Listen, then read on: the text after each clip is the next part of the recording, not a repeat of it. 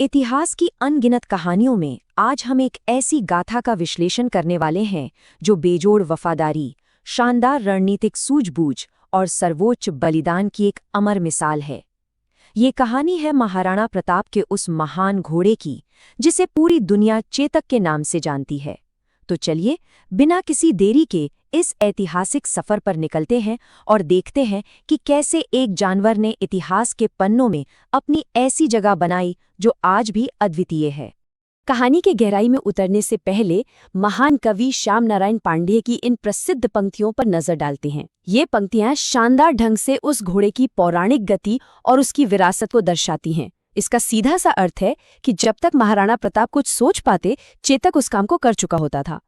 ये कोई अतिशोक्ति नहीं है, बल्कि उस बिजली जैसी गति और गजब के तालमेल का प्रमाण है जो इन दोनों के बीच था। भाग एक किंवदंती का जन्म। तो हमारी ये कालानुक्रमिक यात्रा गुजरात के तपते हुए रेगिस्तानी मैदानों से शुरू होती है।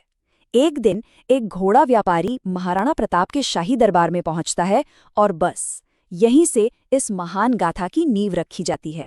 वो व्यापारी दरबार में काठियावाड़ी नस्ल के 3 बेहद शानदार घोड़े लेकर आया था, जिनके नाम थे चेतक, त्राटक और अटक।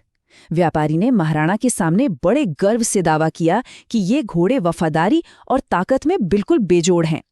जाहिर है, महाराणा प्रताप ने कहा कि बिना किसी प्रमाण के इस बात को कैसे मान लिया जाए। अब देखिए, व्यापारी ने अपनी बात साबित करने के लिए जो किया वो वाकई रोंगटे खड़े कर देने वाला था। उसने अटक नाम के घोड़े के पैरों को मोटी रस्सियों से बांध दिया और दूर जाकर संकट में होने की एक नकली आवाज निकाली। अटक अपने मालिक को खतरे में समझकर इस कदर तड़पा कि रस्सियां तोड़ने की कोशिश में उसके अपने ही पैर शरीर से अलग हो गए और उसने वही दम तोड़ दिया। ये घटना बहुत ही भयानक थी, लेकिन ये उस महान बलिदान की एक साफ चेतावनी भी थी जो भविष्य में होने वाला था। इस खौफनाक लेकिन अविश्वसनीय वफादारी के टेस्ट ने महाराणा को अंदर तक हैरान कर दिया। उन्होंने बिना सोचे तुरंत बाकी बचे दोनों घोड़ों को खरीद लिया।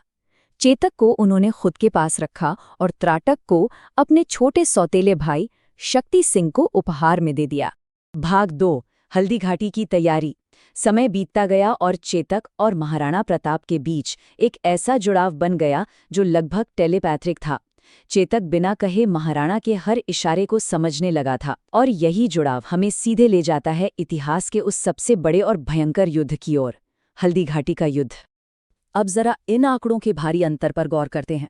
ये शारीरिक रूप से बिल्कुल एक असंभव स्थिति नजर आती है। एक तरफ 1 लाख सैनिकों और विनाशकारी हाथियों वाली विशाल मुगल सेना थी, और दूसरी तरफ मात्र 20,000 सैनिकों वाली मेवाड़ की सेना। इस भयानक अंतर को पाटने के लिए महाराणा को पूरी तरह से अपनी गति, फुर्ती और चेतक जैसे वफादार साथियों पर ही निर्भर रहना था। और जब गति की बात आती है तो ये आंकड़े होश उड़ा देने वाले हैं। चेतक युद्ध के मैदान में कुल 313 किलोग्राम का वजन उठाकर दौड़ता था, जिसमें 110 किलो के महाराणा, उनका 81 किलो का भाला, 72 किलो का कवच और 50 किलो की 2 भारी तलवारें शामिल थीं। जरा सोचकर देखिए, इस अकल्पनीय वजन के बावजूद चेतक रणभूमि में ऐसे दौड़ता था मानो हवा से रेस लगा रहा हो।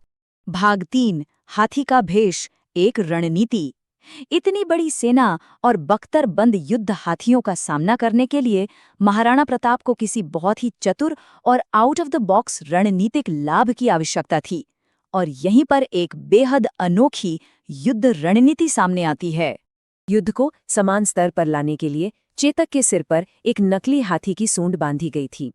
अब यहाँ एक बहुत ही दिलचस्प सवाल उठता है कि ऐसा क्यों किया गया? युद्ध के मैदान के मनोविज्ञान पर इसका क्या असर पड़ा होगा? तो इसका जवाब है सामरिक भ्रम, यानी एक टैक्टिकल इल्यूजन। इस शानदार भेष ने जानवरों और सैनिकों दोनों को पूरी तरह से भ्रमित कर दिया। मुगल हाथियों ने चेतक को अपने ही कुनबे का बच्चा समझकर उस पर हमला नहीं किया।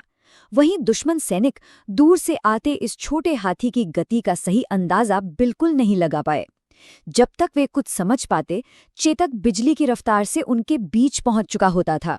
भाग 4, मानसिंह पर प्रहार। ये गजब का भ्रम और ये तेज गति हमें हल्दी घाटी के उस चरम टकराव तक ले जाती है, जहां महाराणा प्रताप का सीधा सामना मुगल सेनापति मानसिंह से होता है। इस पल को जरा विजुअलाइज करते हैं। ये एक बहुत ही तेज और अराजक प्रहार था।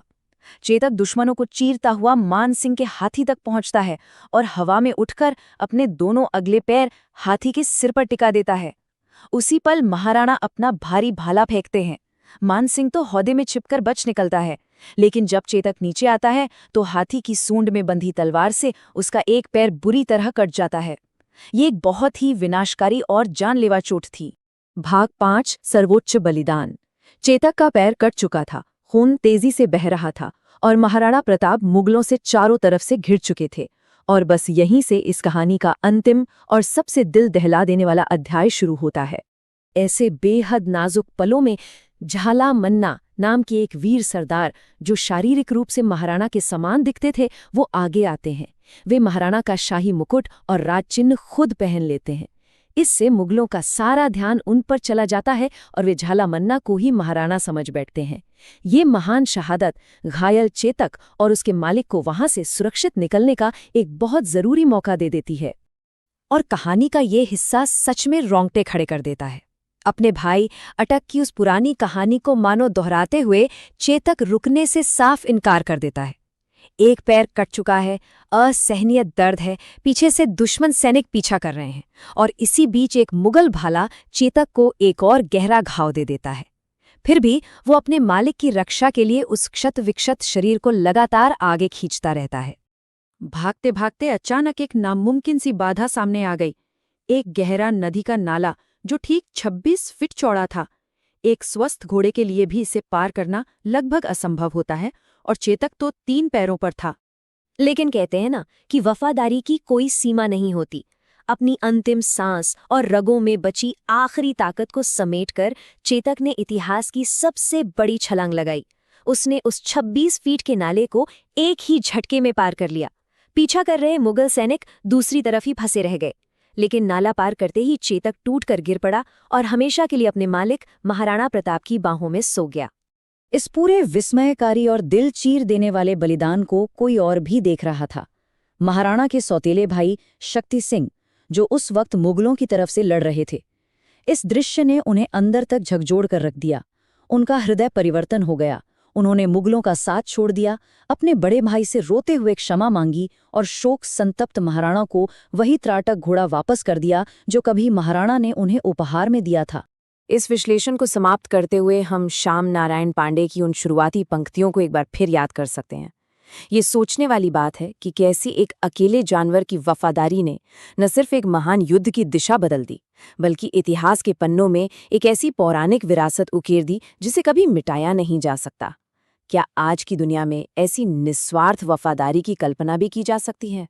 यह एक ऐसा सवाल है जो चेतक की ये अमर गाथा हमारे मन में हमेशा के लिए छोड़ जाती है।